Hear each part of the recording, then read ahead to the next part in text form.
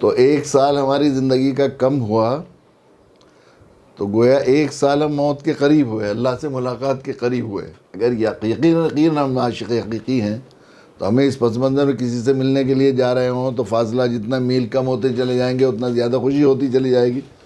لیکن جس پس منظر میں ہم لوگ یہ مناتے ہیں اس پس منظر میں مبارکباد دی جاتی ہے، سال کی، ہجری، اور اپنے اپنے سالوں کی مبارکباد دی جاتی ہے، اس پس منظر میں تو صحیح بات یہ ہے کہ ہم جیسے لوگوں نے جنہوں نے زندگی کے مقصد کو نہیں سمجھا اور اکثر زندگی کے وقت کو گنوا دیا ہے، تو ہمارے لیے گویا ہم نے ایک زندگی کے 1 سال کو اور گنوا دیا۔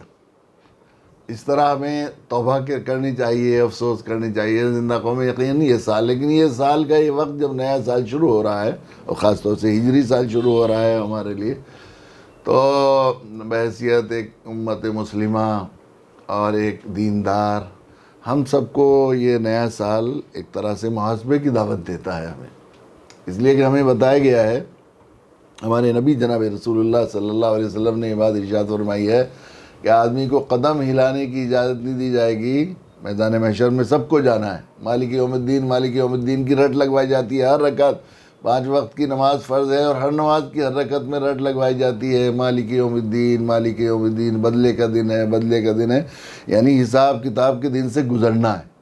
اور حساب کتاب کے دن اللہ کے نبی صلی اللہ علیہ وسلم نے ارشاد فرمایا کہ آدمی کو قدم ہلانے کی اجازت نہیں دی جائے گی جب تک کہ 4 سوالوں کے جواب نہ دے دے، اور 1 سوال کے 2 جز ہوں گے، کوئی 5 سوالوں کے جواب دیے بغیر قدم ہلانے کی اجازت دی جائے گی۔ اس میں سب سے پہلا اولین سوال من عمرہ ما افنا، عمر کی ان گھڑیوں کے بارے میں سوال ہوگا۔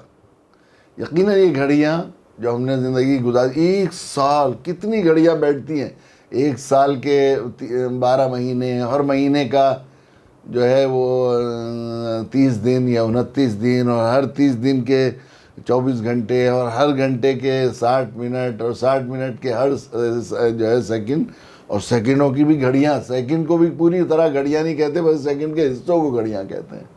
تو ہم سے زندگی کی گھڑیوں کے بارے میں سوال ہوگا، اور یہ وقت ایسی قیمتی نہیں، بے قیمت نعمت ہے۔ ہر چیز کی قیمت سے آپ خرید سکتے ہیں، لیکن وقت، 1 سیکنڈ، 1 گھڑی جو زندگی کی ہم نے گنوا دی ہے مقصد سے ہٹا کر، جو زندگی کی وقت گنوا دی ہے، تو ہم صرف دنیا نہیں بلکہ اپنی جنت دے کر اسے واپس لانا چاہیں تو لا نہیں سکتے۔ ایسی چیز ہے جو بالکل کسی قیمت سے خریدی نہیں جا سکتی، اور وہ گھڑیاں ہم نے مقصد سے ہٹا دی۔ بارہا یہ ملفوظ حضرت حاجی امداد اللہ صاحب مہاجر مکی، جو صاحب ہوش تھے اور صاحب دل تھے اور ہمارے لیے بڑے مربی اور ہمارے بڑے خیر خواہ، وہ فرمایا کرتے تھے تصور و سلوک میں نے ایک برف والے سے سیکھا جو جنجانے کے بازار میں آواز لگا۔ تصور و سلوک سے مطلب یہ ہے کہ اپنی زندگی کی چولوں کو صحیح کرنے، اپنے باطن کے تزکیے کے لیے، اپنی زندگی کی خرامیاں کی اور برائیوں کی اور جو ہے رذائل کی اصلاح کر کے اللہ سے تعلق پیدا کرنے کا ایک باقاعدہ نصاب، ایک فن، ایک سلیبس ہے جس کو تصوف سلوک کہتے ہیں۔ اس کے لیے لوگ سالوں سال ایک زندگی اللہ والوں کے دروازے پر پڑے رہتے ہیں اور اپنے حال کی اصلاح کی کوشش کرتے ہیں۔ ایک باقاعدہ فن ہے، ایک باقاعدہ نصاب ہے۔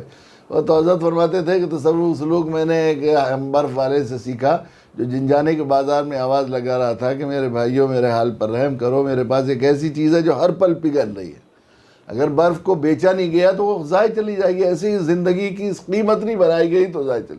ہم لوگ میں سے اکثر ایسا حال ہے، وقت گزارنے کے لیے ہمیں مشغلے چاہیے، فضول لایانی مشغلے، عموماً ہو یا رہے امت مسلمہ کے خصوصاً نوجوانوں کا حال یہ ہے، اور عام طور پر ایک بڑے طبقے کا حال یہ ہے کہ ہمیں وقت گزارنے کے لیے، وقت ضائع کرنے کے لیے، وقت کو پگھلانے کے لیے ہمیں جو ہے اس کا انتظام کرنا ہے، اس کی قیمت بچانے کے بجائے۔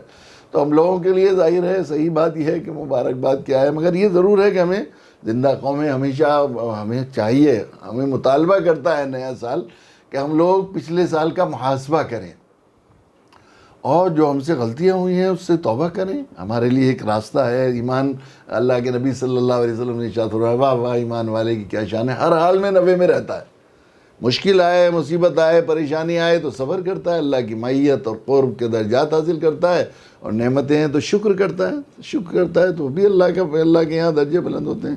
تو اب اگر گناہ ہو جائے اور آدمی ہے ایمان والا اسے احساس ہے یہ بات کہ گناہ ہوا تو غلط ہوا، اور اللہ کی نافرمانی اللہ کی زمین پر میں نے کی، اللہ کی نعمتوں سے میں نے اس کو استعمال کر کے کی، اور اللہ کے یہاں مجھے حساب کتاب دینا ہے، تو اس کے لیے توبہ کا دروازہ کھلا ہوا ہے۔ اگر وہ سچی توبہ کر لے اور یہ ارادہ اور عزم کر لے کہ جو غلطیاں میں نے کی ہے وہ آئندہ نہیں دہراؤں گا، اور مجھ سے غلطیاں ہوئی ہیں، نادم ہو جائے، شرمندہ ہو جائے، تو ان اللہ یحب التوابین، اللہ تعالیٰ محبوب بنا لیتے ہیں۔ یکفر عن یبدل اللہ سیئات حسنات، کتنا بڑا مزدہ جافظہ ہے کہ برائیوں کو اللہ تعالیٰ نیکیوں میں بدل دیں گے، وہ نیکیاں لکھ دی جائیں گی، وہاں سے کریڈٹ جو ہے وہ ڈیبٹ پہ آ جائے گا۔ تو پچھلی جو غلطی، ایک محاسبہ کریں کہ آپ نے زندگی کے پچھلے 1 سال کو یہ گزشتہ چلا گیا ہے، ہم نے کس طرح گزارا؟ کیا اللہ کی فرما برداری میں گزارا، اللہ کی مرضی کے مطابق گزارا، اپنی زندگی کے مقصد کے مطابق گزارا، یا کس طرح گزارا؟ اگر صحیح گزارا تو اس پر شکر کریں، یہ بھی وقت ہے۔ اگر خوش قسمت لوگ ہیں جنہوں نے وقت کی قدر کی، اور ہیں اس زمین میں، ایسا نہیں ہے، اللہ کی زمین خالی نہیں ہوگی بالکل، اللہ کائنات میں اللہ نے ایک سے ایک لوگ بنائے، تو جن لوگوں نے قدر کی وہ شکر کریں، شکر کر کے نعمت کو لئن شکرتم لازیدنکم ولئن کفرتم، جن کو توفیق ہوئی وہ اللہ کے فضل سے ہوئی، وہ اس میں اپنا کمال نہ سمجھیں، اور یہ سمجھیں اللہ کا فضل ہے کہ اللہ تعالیٰ نے وقت کی قدر کرائی، تو ہم لوگ اس کا شکر کریں۔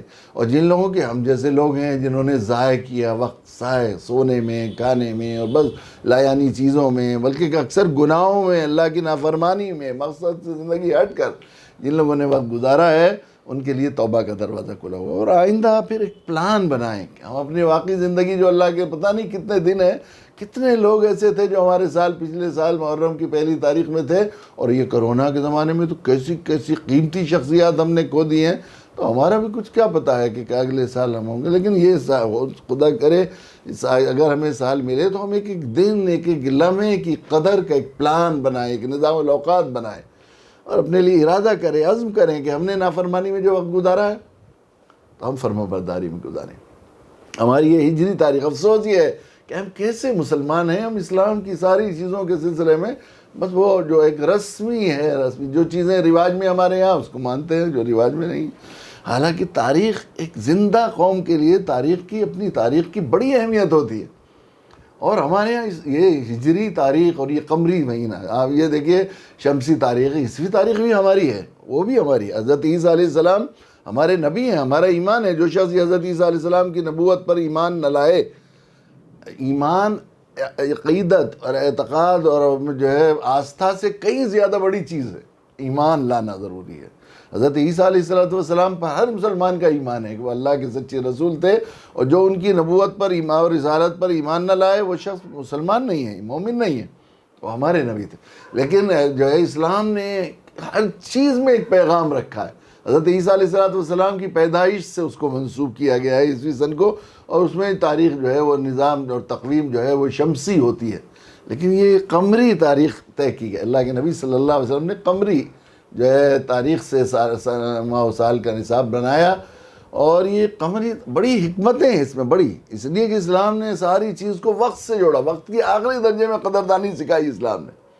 افسوس یہ ہے کہ ہم لوگ جو ہے وہ صورتحال ایسی ہو گئی ہے کہ ہم لوگ کسی کام کو بالکل وقت پر کرنا ہوتا ہے تو کہتے ہیں انگریزی وقت کے مطابق، ایسا ہو گیا ہے۔ ہم لوگ اپنے مقصد، اپنے منصب، دعوتی منصب سے ہٹ کر ہم لوگوں کا حال یہ ہو گیا کہ ہمیشہ ثانوی درجے میں اور دوسروں کے دست نگر بن گئے۔ ہمیں سخی بنایا تھا دائی بنا کر اللہ تعالیٰ نے، ہم فقیر بن گئے، لینے والے بن گئے۔ ہر چیز میں ہم کہتے ہیں انگریزی وقت کے مطابق، حالانکہ ہر چیز کو آخری درجے میں ایکوریٹ وقت کے ساتھ اللہ تعالیٰ نے اس پورے دین کے نظام کو وقت کے ساتھ آخری درجے میں حساسیت کے ساتھ، نماز پوری، جو ظاہر ہے کہ وہ سب سے پہلی عبادت، اول ما یحاسب بہ العبد من عمل الصلاۃ، نماز کے بارے میں سب سے پہلے سوال ہوگا، لیکن آخری درجے میں حساب میں وقت سے جوڑا ہے۔ 1 منٹ پہلے پڑھ لیں گے وقت ہونے سے پہلے ادا نہیں ہوگی، 1 منٹ بعد پڑھیں گے تو قضا کے گناہ گار ہو جائیں گے۔ روزہ آخری درجے میں وقت کے ساتھ، 1 منٹ بعد تک اگر سحری کھاتے رہیں گے تو روزہ نہیں ہوگا، 1 منٹ پہلے افطار کر لیں گے تو 60 روزے کفارے کے اور 1 روزہ قضا رکھنا پڑے گا۔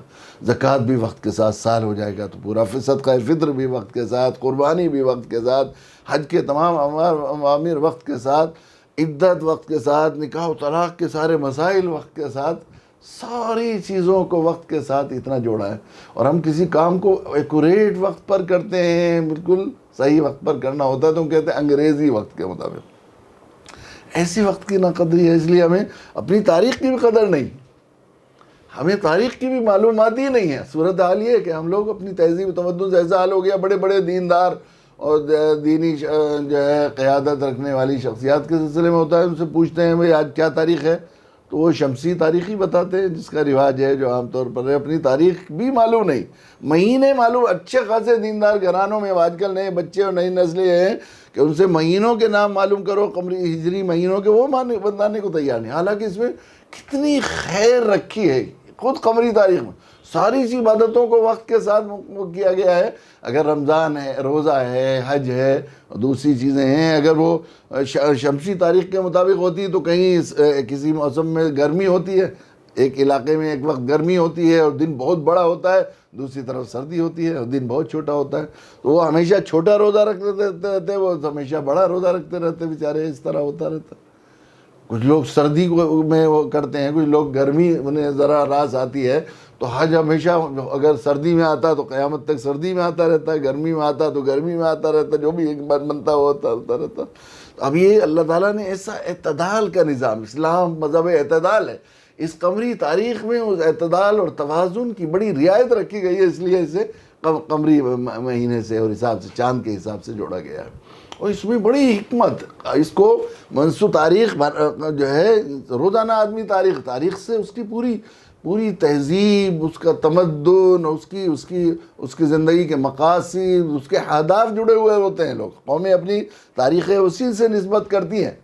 ہماری تاریخ آپ جانتے ہیں، حضرت عمر رضی اللہ تعالیٰ عنہ نے، جن کے بارے میں جب یہ ہے کہ بار بار وحی نے ان کی آرائی کی تائید کی، حضرت عمر رضی اللہ تعالیٰ نے صحابہ سے مشورہ کر کے طے کیا، امت مسلمہ کہ وہ طبقہ ہے جس کو کہا گیا فَإِنْ آمَنُوا بِمِثْلِ مَا آمَنْتُمْ بِهِ فَقَدْ اهْتَدَوْا، تم ان کی طرح ایمان لاؤ گے تو تم صاحب ایمان ہو جاؤ گے۔ انہوں نے بالکل سلیم سوچ کے ساتھ، اسلامی سوچ اور فکر کے ساتھ جو ہے ہجرت سے اسلامی تاریخ کی شروعات کی۔ یہ کوئی رسمی چیز نہیں، اس میں ہر چیز، اسلام میں کوئی رسم اور فارملٹی نہیں، ہر چیز میں ایک پیغام ہے، ایک ہدف دیا گیا ہے، ایک مقصد بنا ہے، مقصدیت ہے ہر چیز کے اندر۔ اللہ کے نبی صلی اللہ علیہ وسلم کی پیدائش اس کائنات پر سب سے بڑا انعام تھا کہ آپ تشریف لائے تو آپ نے دنیا میں انقلاب برپا کیا، یقیناً اس سے اسے منسوخ کیا جا سکتا۔ آپ کو نبوت ملی، وہ بھی کوئی معمولی، اس دنیا کے لیے کوئی معمولی نعمت نہیں تھی۔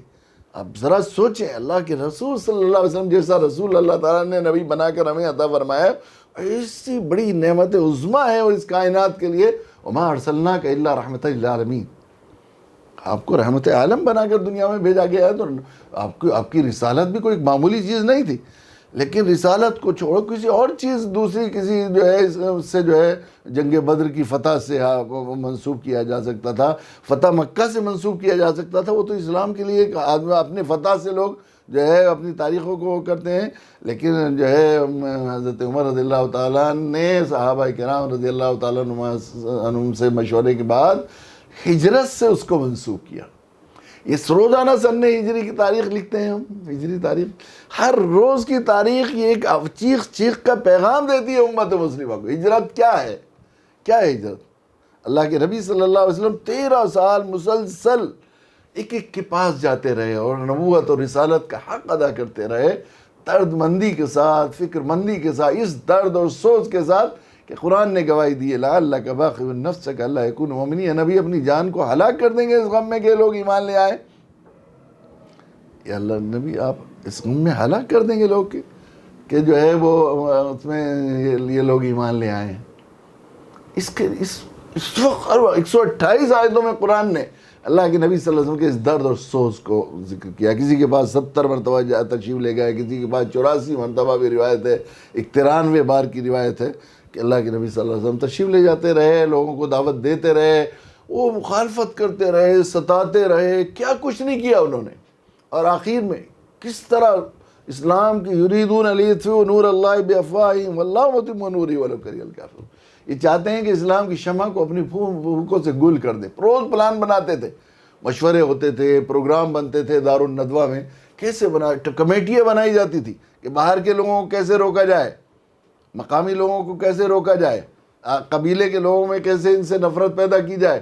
تو الگ الگ کمیٹی ہے، کبھی کسی کی ابو جہل کی سرداری میں، کبھی ابو لہب کی سرداری میں، کبھی کسی کی سرداری میں، اور سارے بدخواہوں کا سرخیل شیطان خود شیخ نجدی کی شکل میں آ کر اس پوری میٹنگوں کی قیادت کیا کرتا تھا۔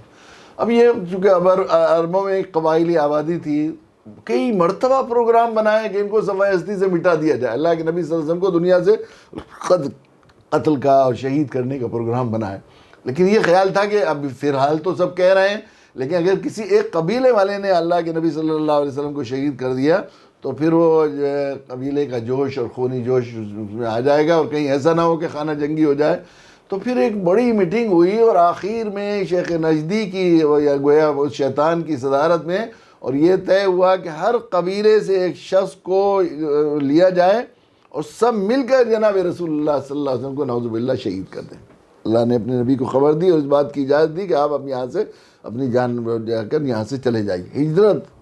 پھر اللہ کے نبی صلی اللہ علیہ وسلم ایسے وقت میں بھی اپنے چہزاد بھائی اور گویا اپنے بیٹے اولاد کی طرح پلے ہوئے حضرت علی کرم اللہ کی جان کو داؤ پر لگا کر آپ نے وہ ساری امانتیں جو اس وقت بھی ایسے وقت میں اللہ کے نبی صلی اللہ علیہ وسلم نے حضرت علی کرم اللہ کو سپرد فرمائی کہ یہ امانتیں لوٹا کر تمہیں، اور آپ نکل گئے وہاں سے مکہ سے، کیسی درد کے ساتھ آپ نکل رہے ہیں، مڑ مڑ کر دیکھتے جاتے ہیں اور روتے جاتے ہیں، مکہ تجھ سے مجھے کتنی محبت ہے، مگر تجھ میں رہنے والے مجھے رہنے نہیں دیتے، اگر یہ رہنے دیتے تو میں ضرور یہاں سے نہیں جاتا۔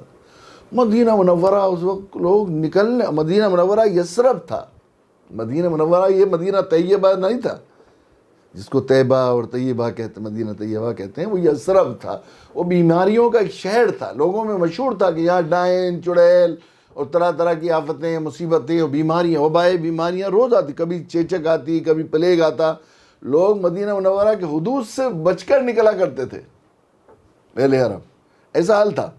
لیکن یہاں مکہ معظمہ میں دعوت کے لیے راہیں مسدود ہوئیں۔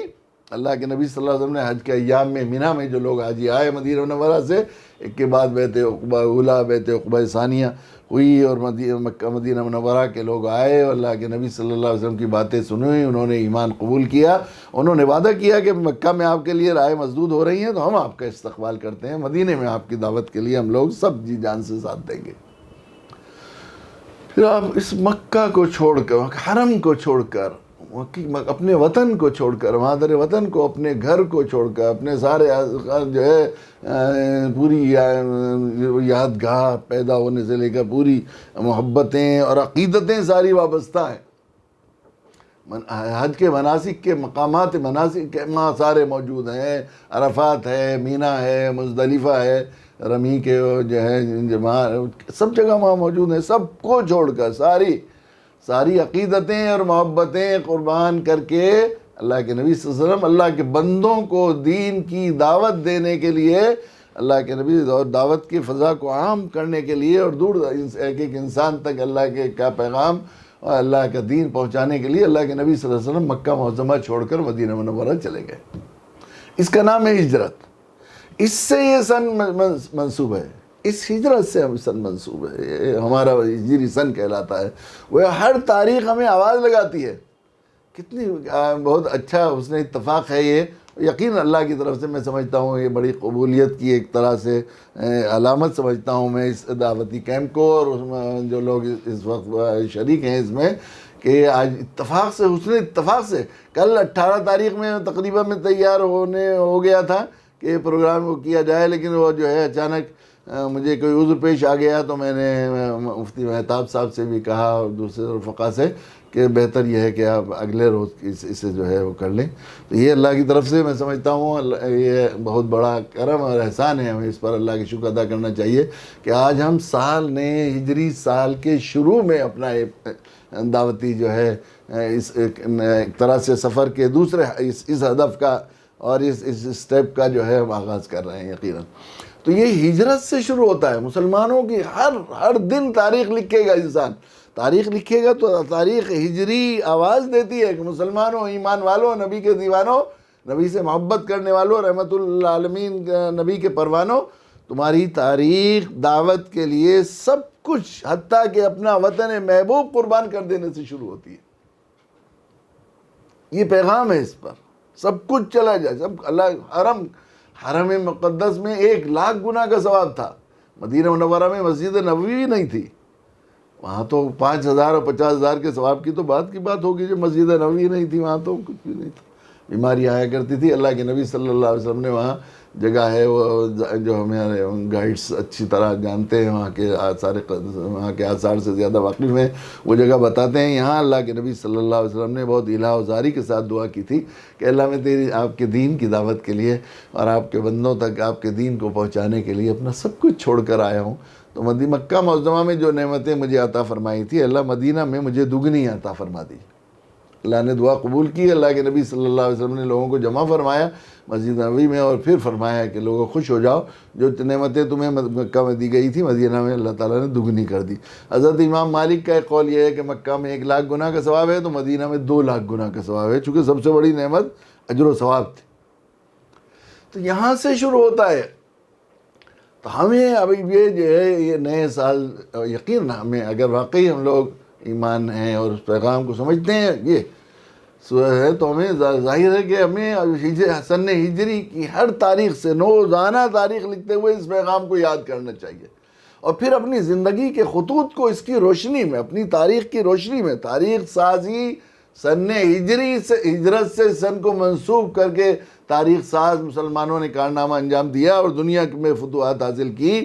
تو ہمیں بھی اب سے جو ہے سن ہجری کے اس پیغام کو یاد کرنا چاہیے. افسوس یہ ہے کہ ہم ہجری سن کو جو ہے رسم کے اعتبار سے انگریزوں کی اقتدا میں وہ بھی اغیار کی اقتدا میں ہم لوگ مبارکباد دیتے ہیں, نئے سال کی خوشیاں مناتے ہیں اور یہ کرتے ہیں وہ کرتے ہیں. اللہ کے نبی صلی اللہ علیہ وسلم ہر چیز میں عبدیت اور بندگی کا رنگ غالب تھا. اللہ کے نبی صلی اللہ علیہ وسلم پر مثال آیا کرتا تھا تو اللہ کے نبی صلی اللہ علیہ وسلم دعا فرمایا کرتے, اللہم ادخلہ علینا بالامن والایمان والسلامتی والاسلام ورضوان من الرحمن وجوار من الشیطان. ایک پیغام ہوتا تھا ہر چیز میں, اللہ مجھے ہمیں یہ نئے سال کو ہم پر داخل کیجئے سلامتی, امن اور ایمان کے ساتھ, اور سلامتی اور اسلام کے ساتھ, اور اللہ کی رضا کے ساتھ, رحمان کی رضا کے ساتھ, اور شیطان سے دوری کے ساتھ.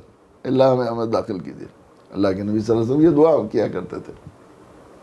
آئیے ہم بھی ایک دفعہ پڑھ لیں, اللہم ادخل علینا بالامن والایمان والسلامتی والاسلام ورضوان من الرحمن وجوار من الشیطان. اللہ کے نبی صلی اللہ علیہ وسلم کی اتباع میں ہم لوگ, اور اس کا اہتمام بھی کیا جائے کہ بچوں کو یہ دعائیں سکھائی جائیں. یقیناً اس سال کے شروع میں ہم لوگ اللہ سے دعا مانگ لیں گے, بھیک مانگ لیں گے, اللہ سے سلامتی, اسلام اور ایمان اور امن منظور کرا لیں گے, اور شیطان سے دوری اور رحمان کی رضا منظور کرا لیں گے. تو یقین جو ہے اس طرح سال ہمارے سال اچھی طرح گزرتے چلے جائیں گے. لیکن افسوس یہ ہے کہ ہم لوگ کری شخصیت, ایسی ہوش مند شخصیت مسلمان ہے, اس کا مطلب اسلام کے حق ہونے کی اس کی کیا وجہ. علامہ انور شاہ کشمیری رحمۃ اللہ علیہ کا آتا ہے کہ آخر میں انہوں نے بہت خاص شاگردوں سے یہ بات کہی کہ اب جا رہا ہوں اللہ کے یہاں, تو یہ خیال ہو رہا ہے کہ اللہ تعالیٰ یہ سوال کریں گے کہ انور شاہ تم ساری زندگی تم نے اس بات پر لگا دی کہ امام ابو حنیفہ کا مسئلہ حق ہے اور فلاں کا وہ ہے حق ہے, مجھ سے مجھے تمہیں اس کے لیے تو نے بھیجا تھا, تمہیں تو اسلام کی حقانیت اور اسلام کا جو ہے کی اشاعت اور لوگوں تک مفہوم جو ہے اس طرح کے الفاظ ہیں کہ وہ پوچھیں گے کہ تم نے کتنے لوگوں کو کفر و شرک سے نکالا اور کتنے لوگوں کو ایمان کی حقانیت کا قائل کیا, اس کے بارے میں سوال ہوگا. ہم نے ساری زندگی اسی پر گزار دی. ہمارا حال تو یہ ہے کہ میں نے تو ہمیشہ اپنے مدعو لوگوں کو یہ اسلام نے اور یہ ہمیں ہجری تاریخ کا یہ پیغام بھی ہمیں بتاتا ہے کہ ہمیں پوری دنیای انسانیت کے لیے ہمیں داعی بنا کے بھیجا ہے, وہ ہمارے مدعو ہے. میرے حضرت والا فرمایا کرتے ہیں داعی کی حیثیت طبیب کی اور مدعو کی حیثیت مریض کی ہے. تو طبیب اور مریض کا رشتہ ہم نے حریف اور فریق بنا لیا. ہم نے ساری زندگی کوئی آدمی, اللہ کے نبی صلی اللہ علیہ وسلم جن کو ہمارے لیے اسوہ حسنہ آئیڈیل بنایا تھا, لقد کان لکم, میدان محشر میں جب حساب ہوگا, عمر کے سلسلے میں حساب ہوگا, جوانی کے سلسلے میں حساب ہوگا, مال خرچ کرنے مال کمانے کے سلسلے میں حساب ہوگا, اپنے علم پر عمل کرنے کے سلسلے میں حساب ہوگا, تو کیا ہوگا, لقد کان لکم فی رسول, آئیڈیل کرائیٹیریا جو بنایا گیا ہے وہ جناب رسول اللہ صلی اللہ علیہ وسلم کی زندگی, رسول اللہ کی پیروی میں زندگی گزارنی. اللہ کے رسول صلی اللہ علیہ وسلم ساری زندگی اس لیے تڑپتے رہے اور پڑکتے رہے کہ یہ لوگ ایمان کے بغیر مر جائیں گے تو دوزخ میں جائیں گے. اس میں روتے رہے, ساری رات روتے رہے. ان تعظموا فإنهم عباد. ایک رات پوری رات آپ یہ آیت پڑھتے رہے, روتے رہے, گڑاتے رہے, پاؤں قدم مبارک پر آ گیا کہ ان تعذبهم فإنهم عبادك وإن تغفر لهم فإنك أنت العزيز الحكيم. اللہ آپ ان پر عذاب دیں گے تو آئیے آپ کے بندے ہیں, ان کو مغفرت فرما دیں گے تو انك أنت العزيز, آپ زبردست ہیں اور حکمت والے ہیں. ایسا حال نبی کا تو یہ حال ہے, اور ہمارا حال یہ ہے کہ کوئی مر جائے غیر ایمان کے بغیر تو ہم خوش ہوتے ہیں. مرنے والوں میں پوچھتے ہیں کتنے لوگ مسلمان مرے, انتقال ہوا, اور کتنے لوگ غیر ایمان والے. اچھا فلاں مر گیا, کون تھا غیر ایمان والا؟ تو بڑے فخر اور ناز کے ساتھ دیندار لوگ نعرہ لگاتے ہیں فی النار والسقر. مزہ آ گیا کہ چلا گیا جہنم میں, چلا گیا. اور ہم سمجھتے ہیں مقصد طرح طرح کے جملے, الکافر لا اعتبار, ایک الکافر لا اعتبار کہاں سے نکالا ہے؟ کوئی ترکیب بھی نہیں ہے کہ سارے کافر لا اعتبار ہیں, یعنی ان کا کوئی اعتبار نہیں. کافر کہاں سے نکالا ہے کوئی؟ اور یہ عام طور پر ہم جو حلا میں یہ جملہ ایسے مشہور ہے جیسے قرآن کی آیت ہو. یہ سمجھتے ارے کافر سے مت نہ کرو, کافر یہ ہے کافر. سب سے پہلی بات یہ ہے کہ پہلے یہ تو بتائیے کہ وہ ہیں بھی کافر کہ نہیں. کافر کہتے ہیں لفظی اعتبار سے اگر کفر کی بات دیکھیں تو کافر کے معنی انکار کرنے والے کے ہیں, کافر کے معنی چھپانے والے کے ہیں. تو جہاں تک انکار کرنے کا مسئلہ تھا, ہم نے کیا پیش کیا جو انہوں نے انکار کیا؟ اشوک شنگل نے بابری مسجد کی شہادت کے 2 مہینے بعد انہوں نے جو ہے وہاں تقریر کی تھی, جو ہے اخبار میں مجھے ایک سامنے دیا ہے کہ ان کی تقریر ہے کہ انہوں نے یہ بات کہی کہ مسلمان ہمیں کافر کیوں کہتے ہیں. کافر تو ان کو کہا جاتا ہے جن کو کچھ پیش کیا انہوں نے انکار کیا ہو. ہم پر کیا پیش کیا تم نے؟ ہم کوئی جواب نہیں دے سکتے. اللہ کے یہاں جانا ہے, مالک یوم الدین, بدلے کا دن ہے, حساب کتاب دینا ہے. ہر 1 سال زندگی کا کم ہو گیا, اس حساب کتاب کے وقت مرحلے سے امتحان ہمارا قریب آ گیا, اور 1 سال اس امتحان میں ہم سے سوال ہوگا. وہاں اللہ کے حضرت قاری حکیم الاسلام حضرت قاری طیب صاحب نور اللہ مرقدہ اکثر اپنے مواعظ و مجالس میں یہ بات فرمایا کرتے تھے کہ جب انسان پھنسے گا تو بے چین ہوگا کہیں سے کوئی حق مل جائے. تو جب ان سے سوال کیا ہوا, جو ہے کفار مشرکین ہمارے بھائی مدعو بھائی جو ہیں یہ پھنسیں گے تو پھر ہم سے مطالبہ کریں گے, اللہ یہ ہمارے ساتھ رہتے تھے, ہمارے ساتھ کھاتے تھے, ہم ان کو بہترین مشورہ دیتے تھے, ہم ان کے ساتھ انسانی ہمدردی کے سارے حقوق ادا کرتے تھے, لیکن انہوں نے آج تک ہمیں نہیں بتایا. پکڑیں گے تو ہم جواب نہیں دے سکیں گے اللہ کے. تو کافر تو وہ ہے جس نے انکار کیا ہو, یا چھپانے والا. چھپانے کے اعتبار سے تو ہم ہیں, ہم نے چھپایا ہے, چاہے سلبی ہے تو ہمیں ہماری ذمہ تھا ان کے تک پہنچایا, ہم نے پہنچایا نہیں. دیکھیے حق مارا چاہے ایجابی طور پر چاہے سلبی طور پر. 10 روپے کسی کے چاہیے تھے, ان تک پہنچانے تھے, نہیں پہنچائے. اور 10 روپے کسی کے لوٹ لیے, چوری کر لیا, جیب کاٹ لیا, شریعت کے اعتبار سے دونوں برابر گناہ ہیں. حق مارنا ہوا, چاہے سلبی طور پر جو ہم نے بتانا تھا ان تک پہنچانا تھا نہیں پہنچایا, یا جو انہوں نے پوچھا وہ نہیں بتایا, دونوں طرح سے برابر ہے. تو ہم چھپانے کے اعتبار سے تو ہم پر کفر جو ہے وہ عائد ہوتا ہے. اور جہاں تک بہت سے علماء ہمارے شاہ ولی اللہ رحمۃ اللہ علیہ, شاہ عبدالعزیز صاحب رحمۃ اللہ علیہ بھی یہ بات فرماتے ہیں کہ جب تک دعوت کی اتمام حجت نہ ہو جائے اس وقت تک وہ کافر نہیں کہا جا سکتا. وہ کافر نہیں, غافل ہیں, کافر نہیں مشرک, غافل. اور حضرت شاہ صاحب نے کسی مکتوب میں سورہ یاسین شریف سے استدلال کیا. یاسین شریف سورہ قرآن کا دل کہا جاتا ہے. کتنے فضائل ہیں سورہ یاسین کے, اور اس کو پڑھتے ہیں ہم روز, مردوں پر پڑھتے ہیں, ہر جگہ ہر خاص جگہ پر پڑھی جاتی ہے سورہ یاسین. سورہ یاسین شروع کہاں ہوتی, کس وقت نازل ہوئی؟ یہ ہجرت کے وقت نازل ہوئی سورت.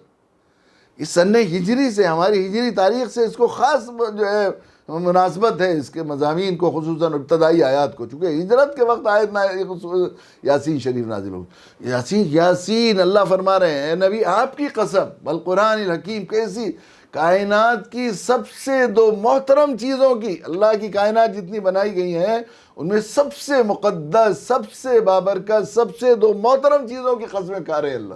یاسین النبی کی قسم, بل قرآن الحکیم, قرآن حکیم کی قسم, انک لمن المرسلین. کیسے وقت میں قرآن یہ نازل ہو رہی ہے, شاہ صاحب نے بھی تفصیل کی ہے. اب دیکھیے 13 سال اللہ کے نبی صلی اللہ علیہ وسلم دعوت دیے, کیسے درد کے ساتھ, کیسے, کتنی مخالفتیں صحیح ہیں, کتنی تکلیفیں صحیح ہیں. سر پر اوڑھ ڈال دیتے تھے، گلے میں چادر ڈال کر لپیٹے دے کر آپ کے حلق زمان اور آنکھیں باہر آنے کو تیار ہو جاتی تھی، گھسیٹتے تھے. اور طائف کے پتھر کھائے اللہ کے نبی صلی اللہ علیہ وسلم نے. کتنا شاہ ابی طالب میں 3.5 سال اس کی گھاٹی میں گرفتار رہے پیارے آقا جناب رسول اللہ صلی اللہ علیہ وسلم. اپنے تمام جو ہے گھر والوں کے ساتھ، بچے ایڑیاں رگڑ رگڑ کر مر گئے، شہید ہو گئے، اور پتے کھائے اور بھوکے مرے. اس حال میں ایسی تکلیفیں برداشت کی. اس کے بعد بھی جب آخری حد ہو گئی تو آپ نکل کے جائیں، لیکن جانے نہیں دینا ایسے زندہ. آخری درجے کا تعاقب مدینہ منورہ تک کیا. پوری تاریخ گواہ ہے ہجرت کی. کیسے اللہ کے نبی صلی اللہ علیہ وسلم اس خیال سے کہ ہمیں جانے نہیں دیں گے، تو آپ نے مدینہ کی طرف کو راستہ اختیار کرنے کے بجائے ادھر کو اختیار کیا، جو ہے غار سور کی طرف کو.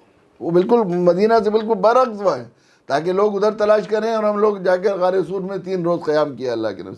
پھر بھی پیچھا کیا، وہاں بھی پیچھا کیا. اور آپ جانتے ہیں سراقہ کا پورا واقعہ اس کے ساتھ وہ ہوتا ہے وہاں پر. تو ایسے میں پھر یہ ہوا کہ بھئی میں کسی ایک قبیلے پر نہ آئے، جیسے میں نے ابھی عرض کیا کہ یہ طے کیا کہ ہر قبیلے سے ایک آدمی تیر، بھالے، تلوار اور جو ہے تیر، تبنگ سب لے کر کھڑے ہو جائے، اور جیسے یہ گھر سے نکلے تو فوراً جو ہے ٹکڑے ٹکڑے کر دیا جائے، چیچڑے پہ کھیر دیا جائے. ایسا پلان بنایا تھا. ایسے وقت میں سازش، مخالفت، دشمنی، کسی کے محسن کے ساتھ احسان فراموشی کا تاریخ انسانی میں اس سے کوئی پیک ٹائم کوئی اور نہیں آئے دکھائی دے سکتا. ایسی سازش، ایسی مخالفت، ایسے محسن کے ساتھ اس طرح پلان بنا کر سارے پلانوں کو فیل دیکھ کر آخری درجے میں ایک کامیاب پلان بنایا انہوں نے مکہ معظمہ کے معاشرت اور سماج کے لحاظ سے بنایا تھا، سوائے ہستی سے مٹانے کا اور مخالفت.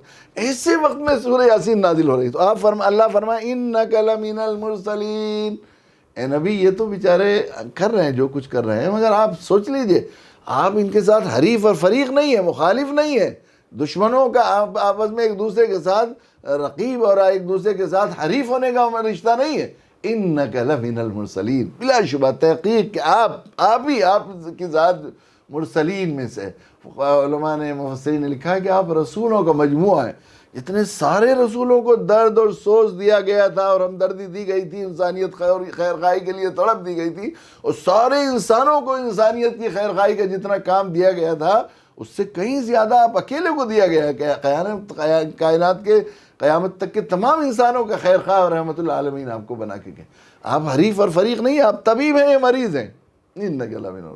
علی صراط مستقیم، وہ صراط مستقیم جس کی ہر وقت ہر نماز کی رکعت میں سورہ فاتحہ میں ہم رٹ لگواتے ہیں، اہدنا الصراط المستقیم، اہدنا الصراط علی صراط مستقیم. آپ ہیں صراط مستقیم پر. تنزیل عزیز رحیم جو صراط مستقیم، جو وے آف لائف اور طرز زندگی اور طرز جو سوچ اور جو فکر ہم نے آپ کو عطا فرمائی ہے وہ آپ کی اپنی نہیں ہے. تنزیل عزیز رحیم جو عزیز اور بڑے زبردست اور رحمت بھرے رب کی طرف سے نازل کی گئی ہے. لِتُنذِرَ قَوْمًا مَّا أُنذِرَ آبَاؤُهُمْ فَهُمْ غَافِلُونَ، تاکہ آپ ڈرائیں ان لوگوں کو جن کے باپ دادوں کو بھی کسی نے نہیں ڈرایا. ابھی تو یہ بیچارے اتنے ناسمجھ ہیں کہ باپ دادوں سے کسی کو پتہ نہیں ہے یہ بات کہ اسلامی حق ہے. وَهُمْ غَافِلُونَ، وَهُمْ کافرون نہیں فرمایا، وَهُمْ مشرکون نہیں فرمایا، وَهُمْ ظالمون نہیں فرمایا، وَهُمْ غَافِلُونَ. شاہ صاحب کہتے ہیں کہ یہاں جب یہ کہہ رہے ہیں اللہ تعالیٰ وہ غافل ہیں، ہم گواہی دے رہے ہیں کہ وہ غافل ہیں. ابھی آپ ان کو سمجھا نہیں سکے. جس کو ہم نے ایک دفعہ نہیں پہنچایا، جس کو پتہ ہی نہیں ہے، اذان کے معنی نہیں سمجھایا ہم نے. 900-1000 سال سے زیادہ ہم ساتھ میں رہ رہے ہیں، اور رب ھذہ دعوت التامہ کی صدا لگاتے ہیں، روز پڑھتے ہیں ہم دعا. یہ صورتحال یہ ہے کہ ہمارا حال یہ ہے کہ ہم تو یہ ہے کہ ہم، حالانکہ یہ دعوت تامہ تھی، مکمل دعوت تھی، پوری دنیا انسانی، صرف مسلمانوں کے لیے آواز نہیں لگائی جاتی. اور اونچی سے اونچی جگہ، مسجد سے باہر اذان کہنا ضروری ہے کہ کہی جاتی ہے. کیسی اور لکھا ہوا ہے، حضرت مولانا طارق جمیل صاحب نے نقل کیا ہے، وہ حضرت مولانا انعام الحسن صاحب کا وہ جو ہے ایک واقعہ کہ وہ حضرت مولانا مفتی وہ جو ہے مولانا سعید مکی صاحب وہ کہا کرتے تھے بھئی تبلیغ تو جو ہے وہاں مسجد سے باہر ہے اور تعلیم مسجد کے اندر ہے. تبلیغ مسجد سے باہر یعنی ساری دنیا انسانیت کو تعلیم جو آ گئے اندر انہیں تعلیم دی جائے گی, تبلیغ دعوت کا ٹریننگ بھی دی جائے گی ان کو, اور اسلام بھی سکھایا جائے گا. اور اسلام کیا ہے؟ اسلام ہے ہی اصل چیز دعوت کی, جو ہے قولوا لا الہ الا اللہ تفلحوا کی آواز لگانا اور صدا سکھانا, یہی ہے اسلام. تو وہ فرمانے لگے کہ وہ جو ہے سمجھ میں آ گیا, مولانا سعید آپ صحیح کہتے ہیں. وہ تشریف لائے, بالکل مختصر انداز میں آپس میں وہ چل رہا تھا کہ بھئی باہر مسجد میں باہر بات کی جائے یا مسجد کے اندر بات کی جائے. اس پر علماء کو ہو رہا تھا کہ مولوی سعید آپ کی بات سمجھ میں آ گئی, تعلیم مسجد کے اندر ہے, تبلیغ مسجد کے باہر ہے, اذان دعوت ہے, اور اذان کو مسجد کے اندر کہنا مکروہ ہے. بس یہ کہہ کے وہ کر دیا انہوں نے, پورا سمجھا دیا, پورے مسئلے کو واضح کر دیا. رب حاضر دعوتی تامہ ہے, سب کو بلایا جاتا ہے. لیکن ہماری صورتحال یہ ہے کہ کسی اسلام قبول کیے جس نے کلمہ پڑھ لیا ہے اس کو مسجد میں لاتے ہیں, تو اکثر نمازی اسے گور گور کر دیکھتے ہیں, اور لانے والے پر بھی طرح طرح کے تانے کسے جاتے ہیں. میاں ابھی وہ نہایا نہیں, گندا ہے, ناپاک کو لیا ہے, مسجد کا احترام نہیں سمجھا, یہ نہیں کیا, ہو کیا. وہ رب حاضر دعوتی تامہ ہے, وہ دعوت تامہ ہے. کتنا ساری دنیا انسانیت کو دعوت دی گئی تھی, حی علی الصلاح حی علی الفلاح. لیکن 1000 سال ہو گئے ہمیں, 1000 سال ان کے ساتھ رہتے ہوئے ابھی تک اللہ اکبر کے معنی نہیں سمجھا سکے ہم لوگ. صحیح بات یہ ہے کہ اللہ اکبر کے معنی نہیں سمجھا سکے ہم. ابھی زیادہ تر ہمارے یہاں 1 ارب سے زائد برادران وطن ہیں, ان میں سے بلا لیجئے اور تحقیق کیجئے, تو اب میکسیمم یہ سمجھتے ہیں کہ یہ دعا مانگتے ہیں کہ اللہ اکبر جیسا مسلمان بادشاہ پھر ہو, یعنی اسلامی راج ہو. پھر یہ سمجھتے ہیں زیادہ تر, انہیں معلوم نہیں ہے زیادہ تر لوگوں کو. وہ کہتے ہیں ہمارے ماسٹر عامر جو بابری مسجد کی شہادت میں سب سے پہلے کدال چلایا تھا, وہ میرے ساتھ ایک تھے وہاں پر ابھی کرناٹک میں ایک جگہ جلسے میں. تو بڑی دل کو لگتی بات کہی انہوں نے. سب سے پہلے تو اس بات پر وہ کیا, ناظم جلسہ نے ان کا تعارف کرایا کہ ماسٹر عامر ہیں, پہلے بلبیر سنگھ تھے, اور انہوں نے فلاں تاریخ کو جو ہے ہندو مذہب چھوڑ کر اسلام دھرم اختیار کیا ہے. تو انہوں نے کہا کہ مجھے ناظم جلسہ کے اس تعارف سے اتفاق نہیں, میں نے کوئی دھرم نہیں چھوڑا, میں نے ادھرم چھوڑا, دھرم قبول کیا. اگر آپ ہی شرک کو دھرم اور دین کہیں گے تو دعوت کس چیز کی دیں گے؟ ابھی تک ہم یہی کنسپٹ کلیئر نہیں کر سکے لوگ. بنیادی چیزیں ہی ہماری صحیح نہیں ہیں, ہماری سوچ میں ہی وہ نہیں ہے. ہم قرآن کو مسلمانوں کا دھارمک گرنتھ سمجھتے ہیں, ہم اللہ کے نبی صلی اللہ علیہ وسلم کو اپنا رسول کہتے ہیں. ڈاکٹر شنکر دیال شرما سے کچھ علماء ملنے کے لیے گئے, انہوں نے بات کرنے لگے, جو ہمارے یہاں پریزیڈنٹ تھے آجہانی شنکر دیال شرما صاحب, تو ان کے پاس گئے اور جا کر کہنے لگے ہمارے رسول صلی اللہ علیہ وسلم نے یہ بات فرمائی ہے. تو بڑے درد کے ساتھ, کرب کے ساتھ انہوں نے یہ بات کہی کہ مجھے یہ بات عجیب سی لگتی ہے. بالکل یہ مسلمان کہتے ہیں ہمارے رسول محمد صلی اللہ علیہ وسلم تو پوری دنیا انسانیت کے رسول تھے, وہ صرف آپ کے رسول تو نہیں تھے. یقیناً ہم یہی سمجھتے ہیں, صورتحال یہ ہے. تو ہمیں یہی کہنے لگے کہ دوسری بات انہوں نے جو کہی وہ یہ کہی کہ میرے لیے کتنی بدبختی کی بات ہے اور بدقسمتی کی بات ہے کہ اتنے دن مجھے اسلام کی دعوت کا کام کرتے ہوئے ہو گئے, کب چھوڑ دیا میں نے وہ, اور اس کی تلافی کے لیے میں بہت کچھ کر چکا, لیکن ابھی تک میرا یہ تعارف کرایا جاتا ہے مسجد میں کہ ایک کمینہ بدبخت آدمی ہے جس نے بابری مسجد میں سب سے پہلے کدال چلایا تھا. جن لوگوں نے ہم سے گروائی تھی ان کا کوئی ذکر نہیں, ان کی کوئی بدنامی نہیں ہوتی. تو وہ کہنے لگے دیکھیں انسان کی فطرت و مزاج یہ ہے کہ بڑے کو دیکھ کر چھوٹے کو نظر انداز کر دیتا ہے. تو مثال بڑی پیاری دی انہوں نے کہ کئی پولیس والے ہوں اور کوئی انسپیکٹر صاحب آ جائے تو سب انسپیکٹر صاحب دروغہ جی کریں گے, پولیس والے کو کوئی دھیان نہیں دے گا. اور کئی دروغہ ہو جائیں, ایک ایس پی صاحب آ جائے تو دروغہ جی انسپیکٹر صاحب کو کوئی نہیں پوچھے گا, سب ایس پی صاحب کریں گے. ایس پی صاحب بہت سارے ہوں, آئی جی آ جائے تو سب آئی جی کے پیچھے پڑیں گے, ایس پی کو کوئی نہیں کہے گا. اور آئی جی کئی ہوں, ڈی جی پی آ جائیں سب ڈی جی پی صاحب کریں گے. ڈی جی پی ہوں اور کئی سارے طرح کے محکموں کے, اور سی ایم آ جائیں تو کوئی پولیس افسر کیسے بھاگے پھرتے ہیں جب سی ایم آتا ہے تو کوئی انہیں پوچھتا بھی نہیں, نہ بیٹھنے کو کہتا ہے سی ایم صاحب. اور کئی اسٹیٹ کے سی ایم ہوں اور ایک پی ایم آ جائیں تو سب پی ایم صاحب کہیں گے, سی ایم کی طرف کوئی دھیان نہیں دے گا. تو اگر ہمیں بتایا جاتا ہے کہ اذان کے مسجد کے میناروں سے اللہ اکبر کی کیا صدا لگ رہی ہے, اللہ سب سے بڑے ہیں, اللہ سب سے بڑے ہیں, تو وہ اپنی ناک رگڑتے, اپنے ماتھے کو رکھ کر اپنی عزت محسوس کرتے اس رب کے سامنے. ہم اس کے گھر کو گرا کے ٹکراتے نہیں. تو قصوروار وہ ہیں جنہوں نے ہمیں اللہ اکبر کے معنی نہیں بتائے. یقین صورتحال ہے ہماری یہ حال. ہماری ذمہ تھا انہیں بتانا، ان تک پہنچانا۔ اب صورت حال یہ ہے کہ ہم لوگ رکاوٹ بنے، وہ صحیح بات یہ ہے۔ میں نے آخری صفحے میں ایک واقعہ لکھا ہے کہ حضرت مولانا قاسم صاحب میاں جی موسیٰ کے پوتے، وہ ایک کشمیر کے سفر پر تھے، ان کے ساتھ ان کے صاحبزادے مولانا راشد صاحب بھی تھے، ہمارے ایک دوست ہیں انور بھائی ولڈر، دعوت سے اللہ نے خاص ذوق دیا ہے، وہ بھی تھے۔ آخری دن وہ حضرت بل کبھی گئے نہیں تھے، وہاں ایک درگاہ ہے بالکل اس پر جو ہے ڈل جھیل کے اوپر ہے، بڑی خوبصورت بنی ہوئی ہے، اور وہاں مسجد بھی ہے، تو چلو نماز وہیں پڑھ لیں گے، دیکھ بھی لیں گے۔ تو مغرب کی اذان ہوئی، تو مغرب کی اذان کا وقت ہوتا ہے تو وہاں قاعدہ یہ ہے کہ جو ذمہ دار ہیں وہاں پر، جو عملہ لگا ہوا ہے، وہ غیر مسلموں کو، سب کو، جو ٹورسٹ آتے ہیں ان کو نکالتے ہیں، مسجد کا دروازہ بند کیا جاتا ہے، بس وہ نماز کے لیے عشاء کے وقت کھلے گا۔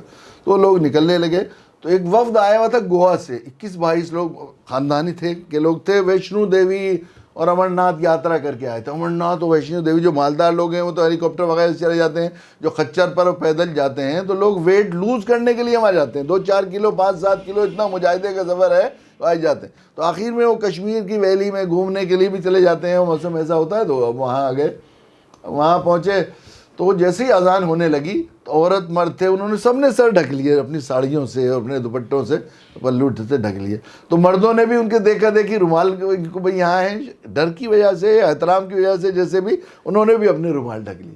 اب انہیں کچھ تو آتا نہیں تھا، جیسے اللہ اکبر اللہ اکبر کا ہوتا تھا تو ہاتھ جوڑ کے کہ مالک آپ کا نام بڑا ہے، مالک آپ کا نام بڑا ہے، بس اسی طرح کر رہے تھے۔ پوری اذان سن لی تو انور بھائی نے مولانا سے کہا، مولانا راشد سے، مولانا کے صاحبزادے سے، اتنی محبت سے انہوں نے اذان سنی ہے تو انہیں ہم بتا تو دیں کم سے کم مؤذن کیا کہہ رہا ہے۔ حاضر دعوت تامہ پڑھتے ہیں، ان کا بات کر لو۔ یہ بات کی تو کہتے 11-12 منٹ میں، یہ پتہ نہیں 15-16 منٹ بتایا ہے، 11-12 منٹ میں 21 کے 21 لوگ کلمہ پڑھنے کو تیار ہوئے، اور سب نے کلمہ پڑھا۔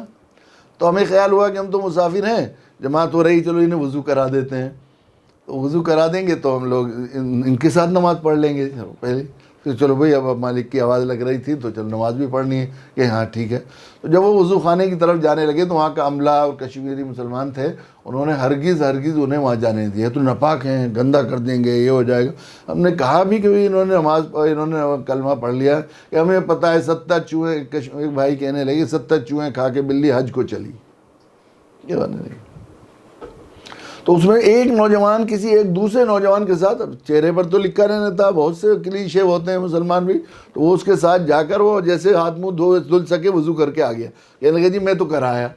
تو میں نے اسے برابر میں کھڑا کر دیا، مولانا پڑھا رہے تھے، نماز اس نے پڑھی دیکھ بھال کے جیسے پڑھ سکتا تھا پہلی مرتبہ، لیکن نماز کے بعد اس کی ایسی عجیب حالت تھی کہ الٹے زمین پر ہاتھ مار مار کر آسمان کی طرف کو چیخ چیخ کر رو رہا تھا کہ ربا ربا، جب آپ کو اس بڑے ہی دربار میں مجھے ملنا تھا تو پھر آپ مجھے کہاں دھکے کھلائے ویشنو دیوی اور امرناتھ، پہلے سے کیوں نہیں بلا لیا؟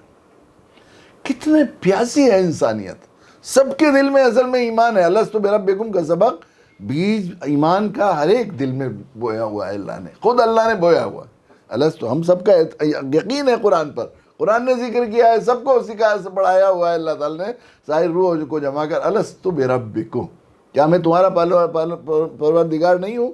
اللہ کا پڑھایا ہوا بندہ بھول جائے، غیر شعوری طور پر ہر ایک کے دل و دماغ میں اور روح کے اندر جو ہے، وہ جو ہے باطن میں انسان کی اس کا شعور ہے کہ وہ ایک رب ہے جس کی پوجا ہونی چاہیے، وہی پوجا کے لائق ہے۔ قالوا بلا، سب نے کہا قالوا بلا۔ بس اس سبق کو یاد کرنا، اس سبق کو تازہ کرانا، اس کا تکرار کرانا، اس کا نام دعوت ہے، اس کے لیے ہمیں پیدا کیا ہے، اور اس کے ساتھ ہماری تاریخ وابستہ ہے۔ ہجری تاریخ جو ہے اس کے لیے سب کچھ قربان کر دینا، اور جب اس کے لیے سب کچھ قربان، آپ جانتے ہیں تاریخ اسلام، اللہ کے نبی صلی اللہ علیہ وسلم خیر قرون کی تاریخ کو پڑھیں گے تو اس سے پہلے ہر طرح کی پریشانی اور مشکلیں ہیں ہجرت سے پہلے، اور ہجرت کے بعد ہر طرح کی فتوحات، فتح مکہ، سارے فتوحات، قیصر و کسریٰ کے تاج اللہ کے نبی صلی اللہ علیہ وسلم کے قدموں میں آئے، بر اعظم فتح ہوئے، ہجرت کا نتیجہ ہے۔ دعوت کے لیے ہر تاریخ جو ہے، میری درخواست ہے تمامی حضرات سے کہ ہم لوگ ایک تو اس کا رواج ڈالیں کہ ہم لوگ ہجری تاریخ، قمری تاریخ جو ہماری تاریخ ہے اس کو یاد رکھیں، اس کا مزاج بنایا جائے، اور دوسرے ہر تاریخ لکھتے وقت تاریخ ہجری کے اس پیغام کو یاد رکھیں کہ مسلمانوں، تمہاری تاریخ، تمہاری تہذیب، تمہارا تمدن، تمہاری زندگی کا مقصد دعوت کے لیے، اللہ کے بندوں کی خیر خواہی کے لیے، اللہ کے بندوں کی کو دوزخ سے بچانے کی فکر کے لیے سب کچھ، حتیٰ کہ وطن تب سب کچھ چھوڑ دینے سے شروع ہوتی ہے. اور اس کے بعد اگر ہم لوگ ہجرت کے لیے آمادہ ہو جائیں، اگر اپنے آپ کو تیار کر لیں، افسوس یہ ہے کہ ہم لوگ سے جو ہے قربانی کا وہ مزاج نہیں رہا. اور یہ جو ہے ہجرت جو ہے وہ ایثار بھی سکھاتی ہے. اصل بات یہ بھی ہے، ہجرت کا پیغام جو ہے وہ ایثار کا ہے، اور ایثار سے انسان کی قدر و منزلت اور معاشرے میں، سماج میں، انسانی سماج اور انسانی مزاج ایسا بنا ہے کہ انسانی سماج میں ہر صاحب ایثار کی قدر و منزلت اور دلوں پر بادشاہت بیٹھتی ہے. تو ہجرت سے ایثار کا ایک سبق دیا ہے، پیغام دیا ہے کہ دوسرے لوگوں کی خیر خواہی اور بھلائی کے لیے تمہیں سب کچھ چھوڑنا پڑے تو چھوڑ دو، اور جب چھوڑو گے تو اللہ تعالیٰ ساری چھوٹی ہوئی نعمتیں بھی ساری تمہاری دے دیں گے. اور کتنی دوسرے جو لوگ تم سے چھین رہے ہیں ان نعمتوں کو، اور تمہارے مخالف اور تمہارے دشمن ہو رہے ہیں، ان کو بھی ان کو بھی تمہارے آگے کر دیں گے. اللہ تعالیٰ ہمیں توفیق دے کہ ہم لوگ ہجرت کے اس پیغام کو سمجھیں، اور روز پچھلے سال کا محاسبہ بھی کریں، ہم اپنے پچھلے دنوں کا محاسبہ کریں کہ جو مقصد زندگی تھا کہ ہم نے اس مقصد کے تحت اپنی زندگی کو گزارا. اگر نہیں گزارا تو پچھلی زندگی پر ہم توبہ کریں، استغفار کریں، آئندہ پلان بنائیں، خاکہ بنائیں کہ ہم لوگوں کو جو مقصد زندگی ہے اس کے لیے ہم زندگی گزاریں گے. یقیناً بہت مبارکباد کے مستحق ہیں وہ شرکاء جو اس دعوتی کیمپ میں شریک ہو رہے ہیں، وہ حضرات جنہوں نے اس کیمپ کا انعقاد کا، خصوصاً ہمارے ساتھی مفتی مہتاج صاحب، ان کے رفقا، اور ڈاکٹر جمشید صاحب وغیرہ جو ہیں وہ بھی، اور ناندیڑ کے وہ لوگ بھی جنہوں نے وہاں علاقے کے علماء کو دعوت کی قیادت اور دعوت کی سرداری سونپنے ہیں، ان کو اس کو اپنے آگے ان کو سرپرستی کے لیے جوڑا ہے. یقین وہ بھی بہت مبارکباد کے مستحق ہیں. اللہ تعالی ہم سب کو توفیق نصیب فرمائے. میرے لیے سعادت کی بات ہے کہ کئی روز سے مسلسل مجھے بخار اور کھانسی اور نزلے وغیرہ کی وہ چل رہی ہے. ابھی بھی آج صبح کو بھی پھر ایک دفعہ بخار ہو گیا تھا، 2-3 دن پہلے بھی میں نے وعدہ کر لیا تھا، اللہ سے بہت دعا کی، اللہ بیچارے لوگوں سے وعدہ کیا ہے. الحمدللہ مجھے بھی اس میں شرکت کی سعادت ملی ہے. تو اللہ تعالیٰ ہمارے ہر دن کو اور آئندہ کے ہر سال کو امت کے لیے دعوتی فتوحات کے سال بنائے، اور ہمیں اپنے خونی رشتے کے بھائیوں، اپنے مدعی بھائیوں کو اپنا سمجھ کر خیر خواہی کے ساتھ ان تک جو ہے، اور غافل سمجھ تک ان تک دعوت کا یہ پیغام پہنچانے کی توفیق نصیب فرمائے. ویڈیو کے نیچے سبسکرائب کے بٹن پہ کلک کریں، بیل کے آئیکن پہ کلک کیجئے تاکہ ہر نئی ویڈیو کی نوٹیفیکیشن آپ کو ملے.